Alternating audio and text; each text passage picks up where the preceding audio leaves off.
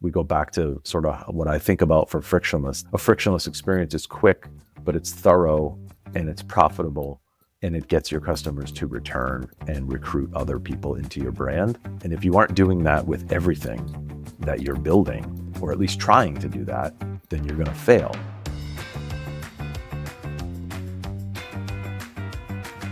Imagine a digital experience so smooth that it builds loyalty with every interaction.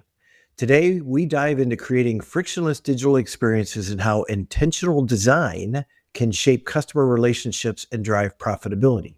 Welcome to The Frictionless Experience, the podcast where we lay waste to digital friction. I'm Chuck Moxley. And I'm Nick Paladino.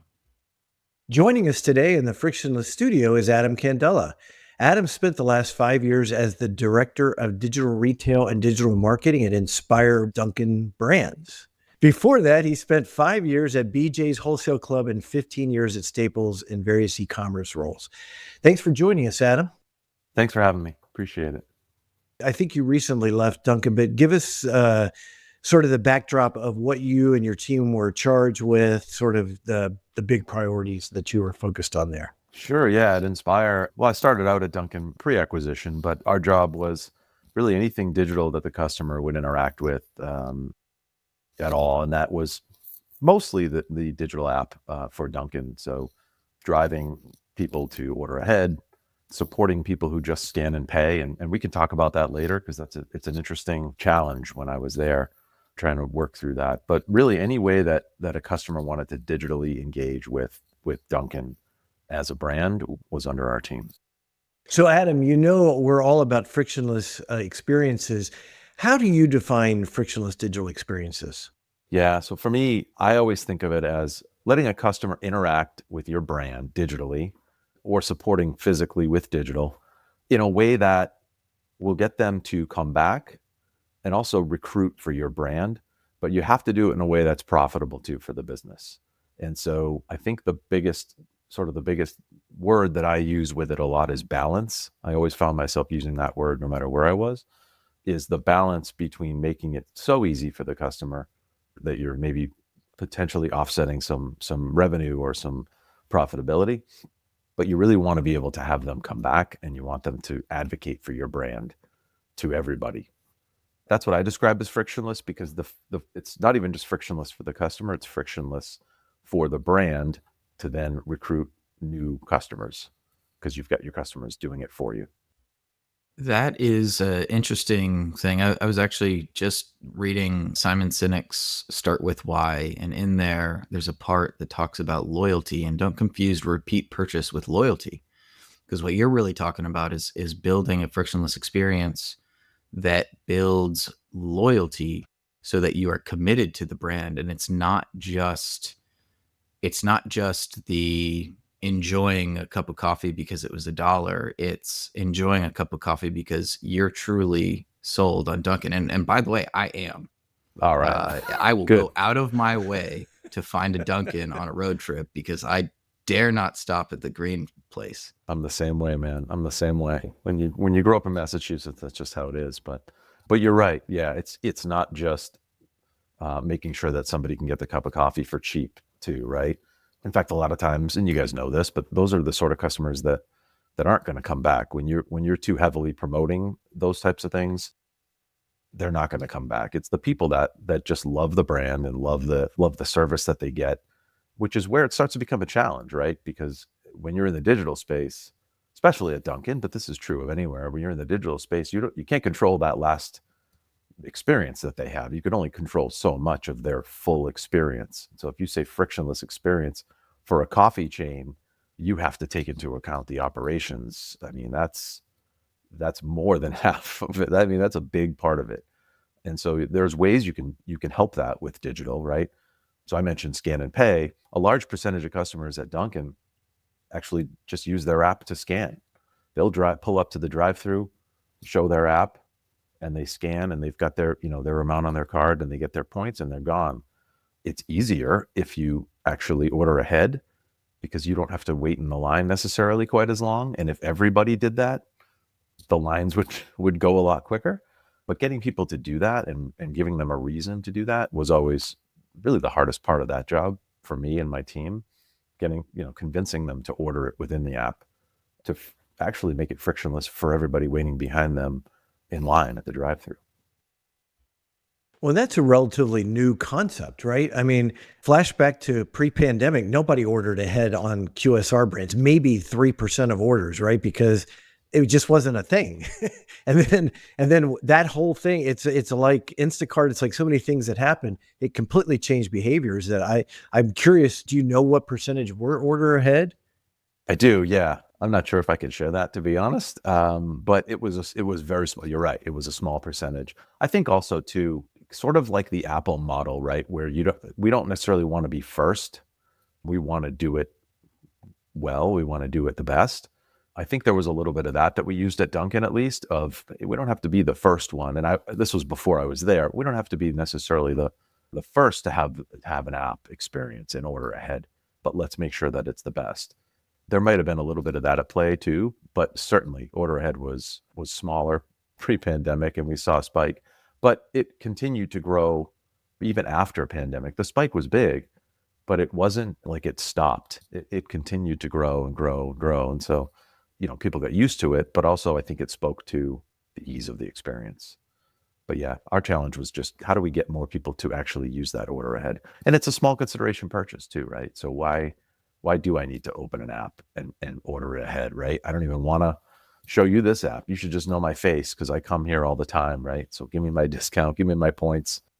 I'll tell you one thing that I saw recently was the text wine purchase application where they'll send out a blast to your text and all you have to do is reply yes, and then you'll get the wine delivered to you.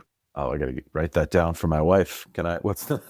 Yeah, I'll have to remember the brand because I don't even remember the brand, which I guess is a testament to some level of marketing there. But it leaves an opportunity for something as simple as coffee. If I could just send a text message to a number that is just my regular order, and then on my way, especially say you live in like Boston, you live in Boston, you're walking from one stop to the next, you're passing by, you send your text, you just swing in and grab it. It's a little bit harder for me in Atlanta because I literally have to drive everywhere to do anything around here, but that's not Dunkin's problem. Yeah, I mean, I think there's a lot of different opportunities there with just the device itself, right? I mean, we were, without exposing any sort of secrets or anything, we were looking at, is there a way to notify people just as they're walking by if they're using if you give us permission, we can use your device's location. We know you're near a Dunkin'. We could do things like that. Send you, hey, a push notification. It's time to place your order. Do we send a push notification to somebody at, if they're always order their coffee at 8 in the morning or something, do we send them a push at 7:30 and say, hey, this is what you want? You hit the button and you order it. A lot of challenges with that for sure, but there's a lot of things that can be unlocked there that are interesting to see if those kind of things happen for the future. Yeah, and that sounds very similar, just application based rather than a text message. But yeah, it's very cool. The challenge you run into sometimes is the balance, again, the word balance, but the balance between those people who will use that tech and those who might not. I'm actually somebody that's a little bit more, I don't like to do things through text necessarily. I don't love when companies are sending me push notifications too much. And so the balance of that has to be on. So you just have to find the right things that resonate with the right people. And we certainly did some more tech forward things like CarPlay and Siri and widgets and things like that we were starting to do. But you have to make sure that your customers are there too. You have to meet them where they are. If you've got a customer that's not as technically savvy or as digitally savvy, they might not even interact with that, and you might be wasting your resources on that. I'd actually be curious to hear more about the CarPlay integration that you're talking about, because that sounds like something I would use, especially on the road, to my example before. CarPlay was an interesting one. We launched that, or they launched that, I should say, during the pandemic. And then, hey, when people get back in their cars and they're back to their routines and their traffic patterns, it seemed like a no-brainer. And I think it's successful for those people who use it. I would say the challenge of it is sometimes you can make frictionless so easy, again, that you're maybe jeopardizing some profit, or you're jeopardizing somebody trying additional items or things like that, because there's limits you have to work through within CarPlay. It's pretty cool. It was just basically like a quick reorder. If you already had orders, if you were somebody that came all the time, you could look at your reorders and just tap a couple buttons, and you could order it all through your car's dash.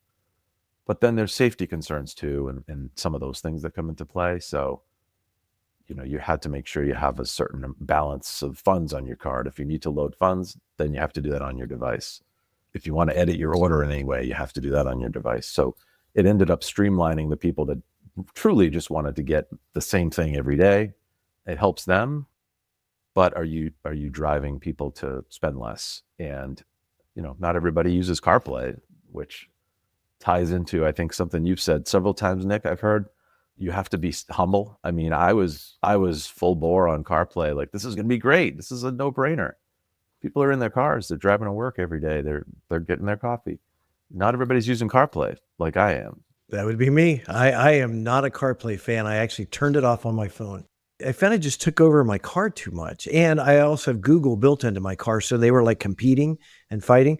So I just disabled CarPlay. I'm like, I felt like I was the only person in America who did that, but I also disabled CarPlay, but it's because I have an Android. So I'm that guy. Okay. So Android Auto, right? That's true. You are. He's an anti-Apple guy. Right. Uh-oh. I'm sure you built the functionality for Android Auto too. I just took an opportunity to. You know what? We didn't get around to it, to be honest. Oh, look at that. But we were, again, you have to balance priorities and percentage of users on the different platforms. So. You touch on something, and you've touched on it now multiple times. I guess the category I would put is social engineering. You have to also think about, because you've got safety concerns in CarPlay. If they're spending time ordering coffee on the dashboard, they risk having an accident. You talked about the location as you're walking past a Dunkin. Something we talked about in our book, An Audience of One, was how to be personalized without being creepy. Because if I'm walking by Dunkin' and you pop up and go, hey, we see you're in front of Dunkin', have Dunkin', it gets a little creepy at times. So there's a real balance of making it easy and taking the friction out and not creating new problems, I guess, unintended consequences, maybe. Sure. Yeah. I was thinking about how did we used to do this even years ago? And when I was at Staples years and years ago, we were building essentially what is now just people refer to as like a subscription type thing, right? It was basically, you're buying this ink every X months. We know what ink you need because you buy the same one all the time. Why don't you just sign up for this program and we'll ship you the ink every 3 months or every 6 months or whatever. And we were working through building that out. This was, I think, 2005 or something like that. And I remember thinking, well, how do they? And nowadays you could probably handle it much better. This is 20 years ago.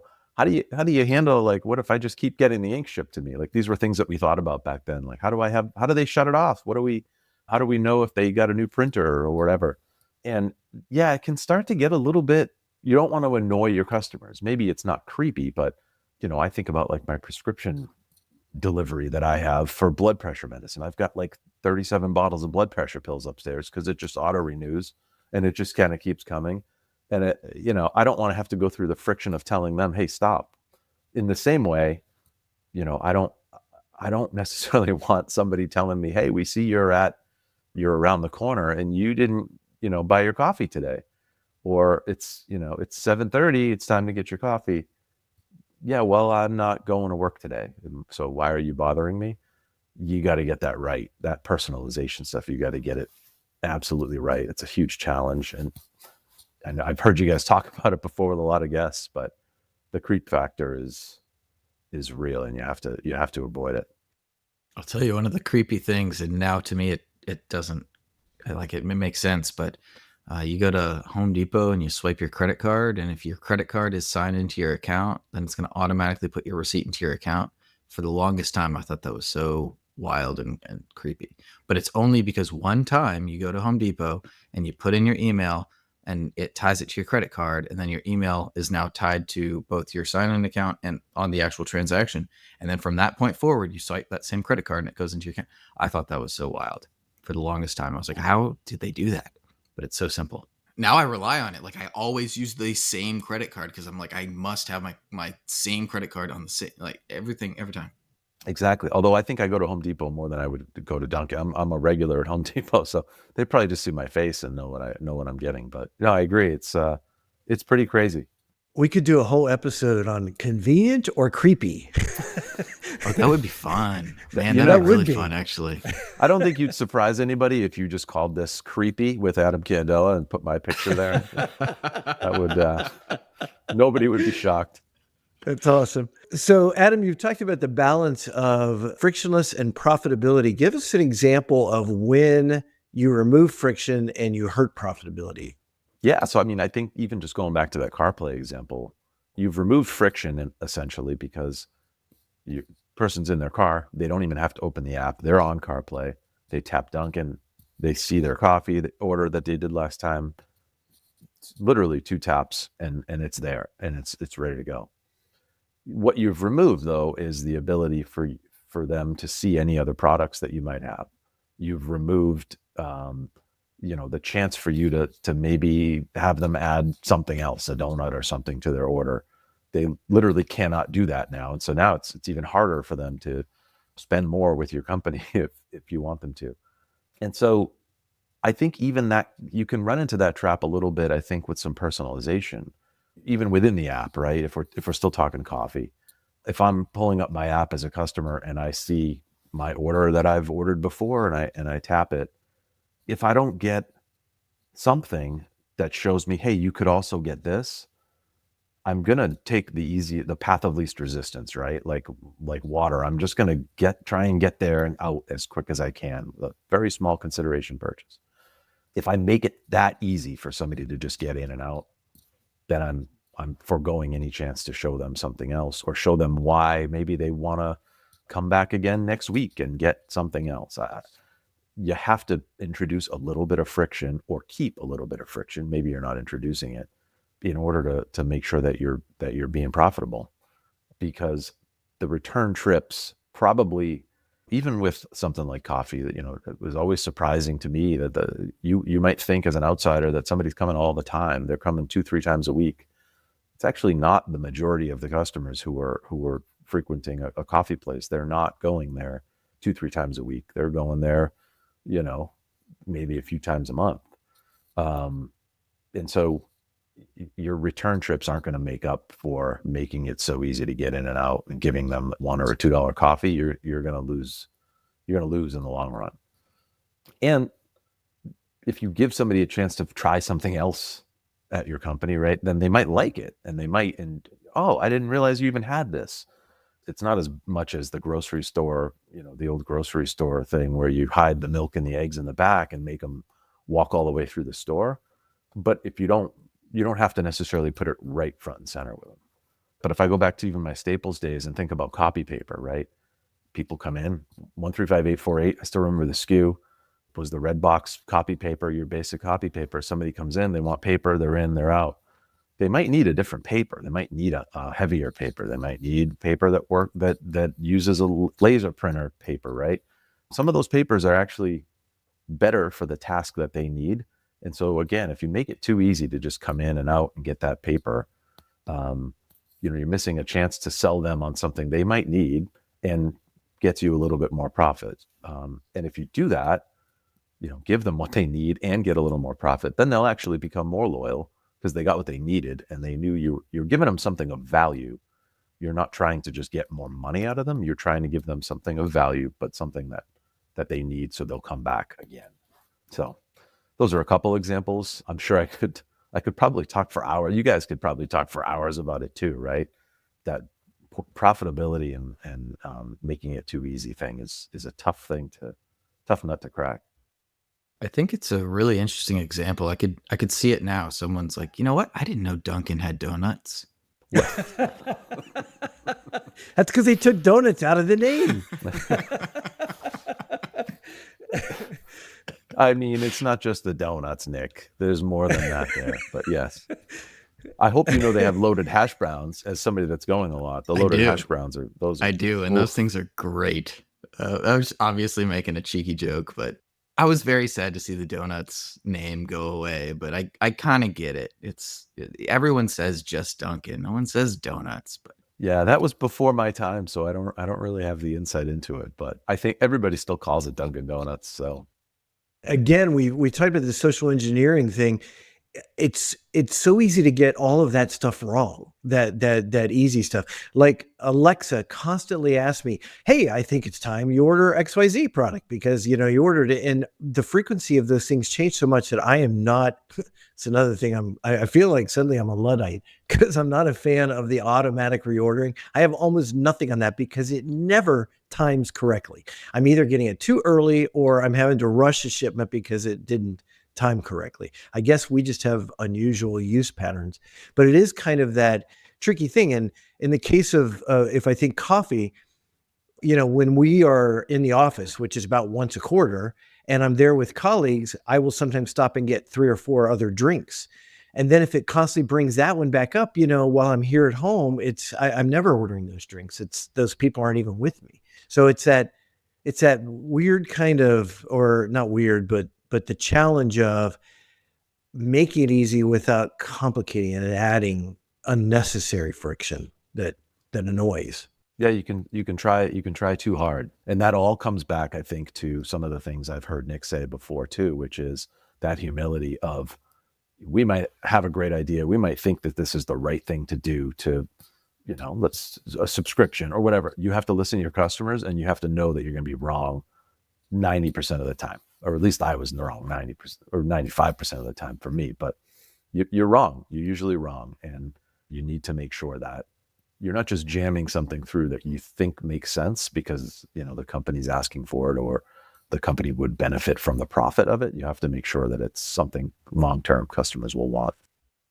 Yeah, and furthermore, if you do jam something through under your own bias and you seek to prove it, now it's just damaging, right? Like, and you see that time and time and time again inside brands that just force something through, and it boggles my mind, but it's so easy to misinterpret data, especially since data itself is actually very complex, super nuanced. I mean, there was a stat that my wife brought up this morning about how some percentage of something was related to the the user doing something else. I really wish I could remember this, but when we started talking about it, it was like, well, of course, the users that use this are also. Oh, you know what? It was pregnancy. My wife is 8 months pregnant, and it was eating dates. It was eating dates, and so a woman that eats dates is 38% more likely to have a spontaneous labor, which basically means not be induced.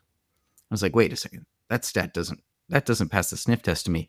The connection is someone that eats dates believes in spontaneous labor and believes in the benefit of dates. So they are less likely to schedule an induction. And that's the correlation. And those are the problems inside data where you can misinterpret and your bias can just come through and you can say, well, dates are causing spontaneous labor. No, they're not necessarily. They might be, but it's not 38%.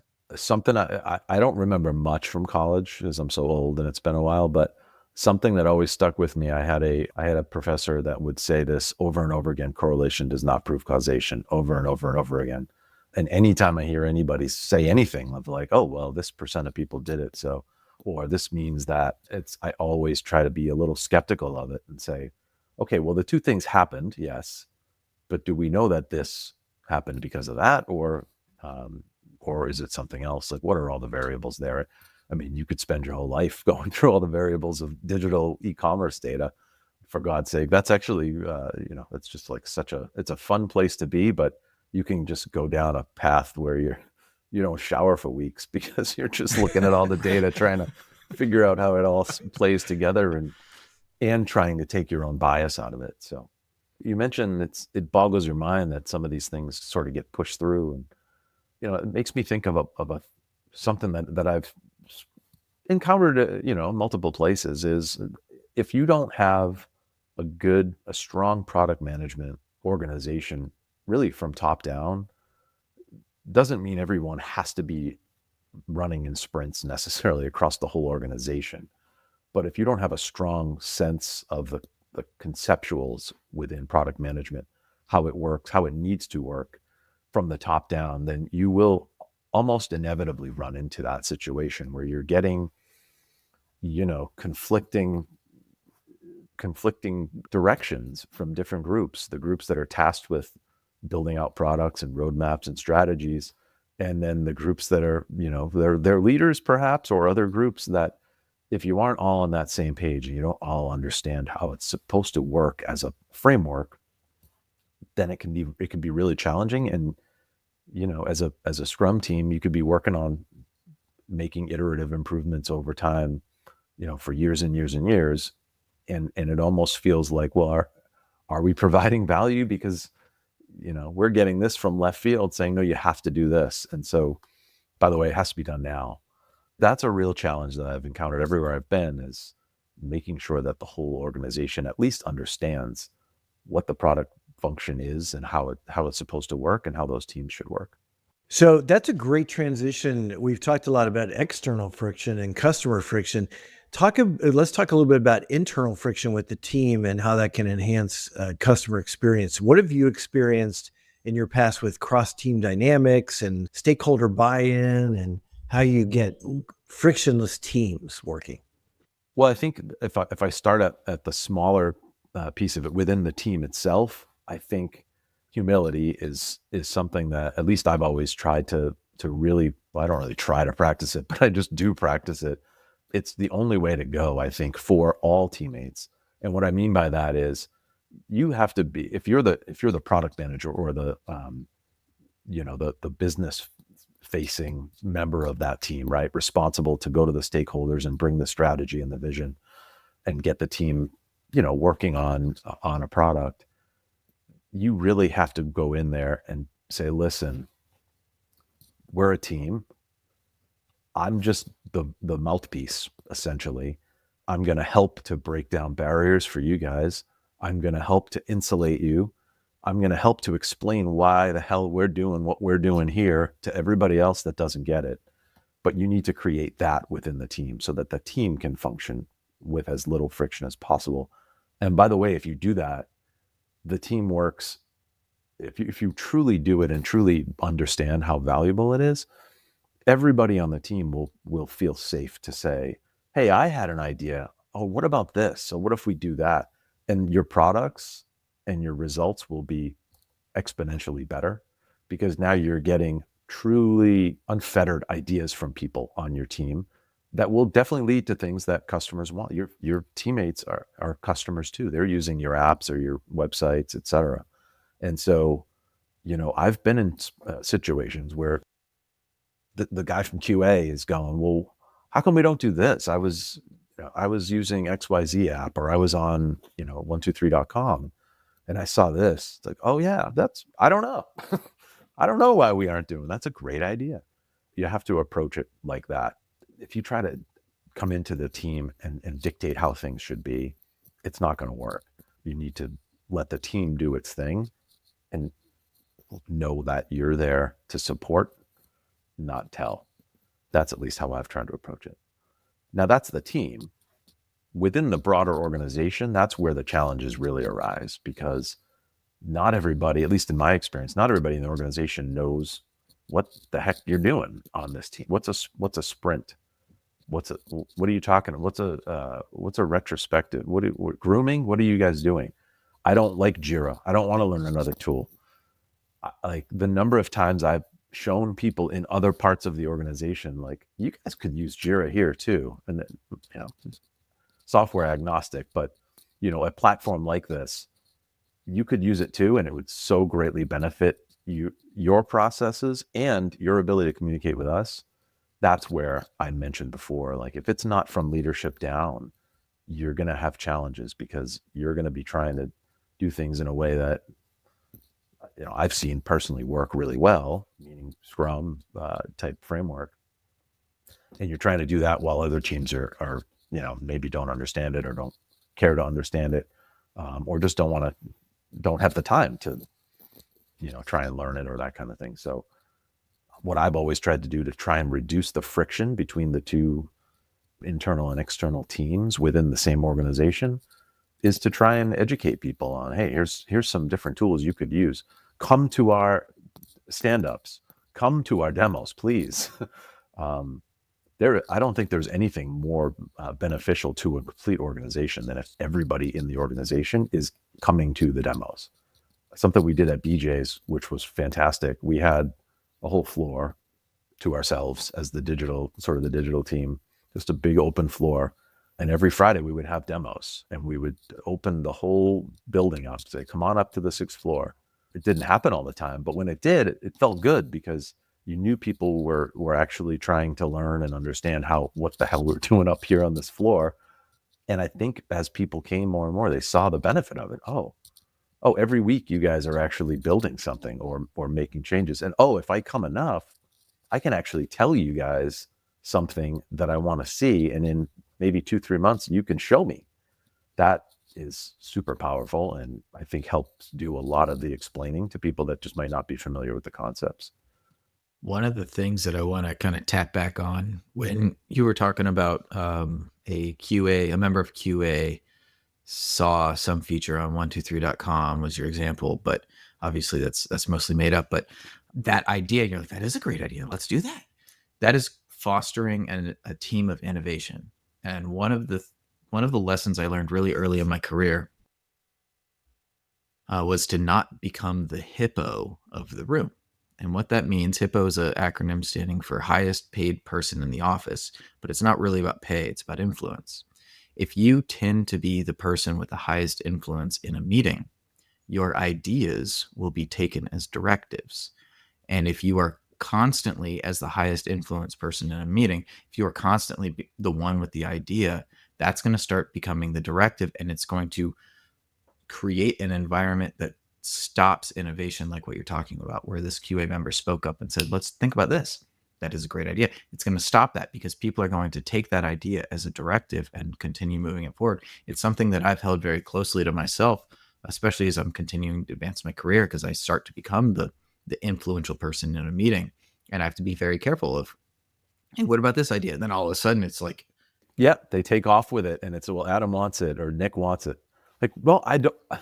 The number of times I've said, guys, I'm just throwing it out there like you guys, like, let's just spitball and try and figure it out. I don't know. I don't have the answers. I promise you. There's no ulterior motive. There's no hippo going on. I'm not even like hip. Like, there's none of that. I just want to try and get you guys to throw out ideas that will be better than mine too. I think I read something, I don't know if this is true. I think it was Bezos that said, I always try and speak last when I'm in a meeting, because he at least had that self-awareness that if I say something first, it's going to influence how everybody else thinks. And I couldn't agree with you more on that one, Nick. Like, there's been so many times where, I'll leave a meeting and then I'll have to reach out to people later and go, I hope you didn't think I was telling you that we should do that. I'm just trying to get ideas. And for the most part, the teams have been really great with that. And that example of the QA the QA people at these companies are some of the most unsung heroes. They know how everything works. They also know how all the competition works. They know everything, and they are some of the smartest and most engaged and passionate and loyal folks in an organization. And so you can learn a lot from, the people that are testing these things over and over and over again. They will help you come up with great ideas. Nick, not to be picky, but highest paid person in the room does not spell hippo. Hipper. It'd be hipper. Office. Oh, the office. Okay. The office. Well, I was never the highest paid person anyway, so lowest paid. I was a Lippo. Hippo. Adam, what is one commonly held belief about frictionless digital experiences that you fundamentally disagree with? So I don't know how widespread this is, but just something that I've seen in my experience. I think there's a belief for folks outside of core digital product teams that it should be quote unquote easy, or at least quick because it's digital. And what I mean by that is, hey, we've got this initiative that we want to do. We know you guys are doing your sprints and your, whatever, but we need this now. We need it quick. And you guys should just be able to turn it on. It's digital. The appreciation for what goes into whatever that initiative is or that piece of work is, to be able to work with the team to figure out the architecture of it, figure out the story pointing of it, think through all the different test cases with QA, think through all the different places that it might touch or things that it might change within the experience that's already there. Is it something customers want? What are we trying to actually solve, right? That question is constantly needs to be asked by product management. What are you trying to solve with this? And it can frustrate your stakeholders for sure. I know I've frustrated them in the past with, well, what are you actually trying to do? Well, I'm trying to put this button there. Yeah, but why? Like, what are you actually trying to accomplish?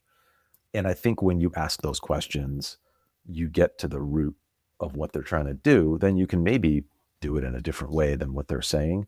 It might not be as quick as what they're trying to do, but quick isn't the only way to be frictionless, right? If we go back to sort of what I think about for frictionless, a frictionless experience is quick, but it's thorough and it's profitable and it gets your customers to return and recruit other people into your brand.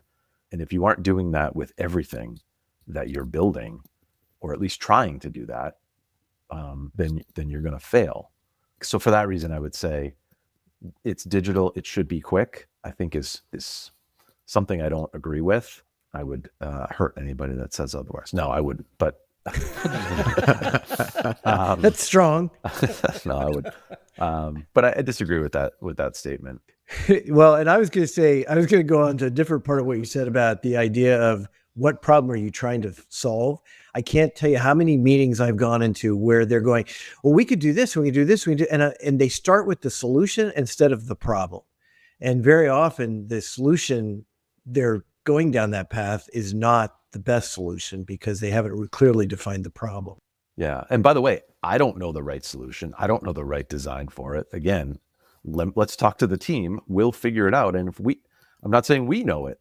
We will gather customer feedback. We'll go through all the, reviews and what people are telling us through our customer service channels, et cetera. And we'll test it. We'll learn all those types of things, right? That's the right way to do it. And unfortunately, it just isn't as quick as everybody wants it to be sometimes. I already referred to it once, though, but you can start with Why by Simon Sinek. It's actually a very good way to approach leadership, frankly. Start with why. Why? Do I need to start drawing the circles? Well, on that note, this has been a great conversation, Adam. Where can people reach you? What's the best way to connect with you? Yeah, I'm on LinkedIn. I'm not on any other social media. So LinkedIn, you can find me there for sure. Well, thanks for tuning in for this episode. Be sure to like us on your favorite podcast app so that you get notified every time we have a new episode. If you've not signed up for the newsletter, please do that. You'll get a lot more detail from every episode that we go into on the alternate weeks.